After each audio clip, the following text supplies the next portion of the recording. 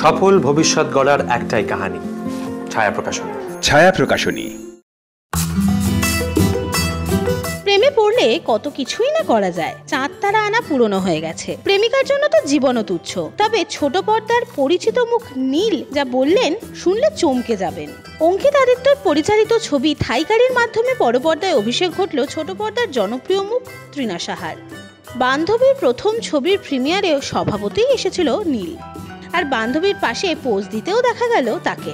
জানালেন প্রেমিকার প্রথম ছবির জন্য কি করবেন তিনি। আমি 10-20 বার দেখে নেবো ছবিটা, 100% 10-20 বার দেখে নেবো, কোনো এদিক ওদিক নেই। কারণ আমার মনে হয় যে তিনারই না, আমাদের বাংলা সিনেমাকে এগোনো উচিত, আর সবাই যেন এই মুভিটা হলে গিয়ে দেখে। আর ভীষণ ভালো একটা মুভি হয়েছে, ভীষণ হাসাহাসি, ভালো কমেডি, আর ভীষণ ভালো একটা স্টোরি।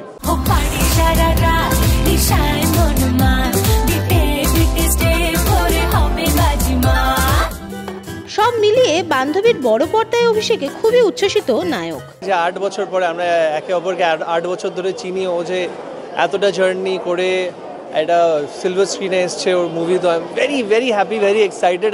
আই কান্ট ওয়েট যে কখন ভেতরে যাব আর ওর মুভিটা দেখতে পারবো।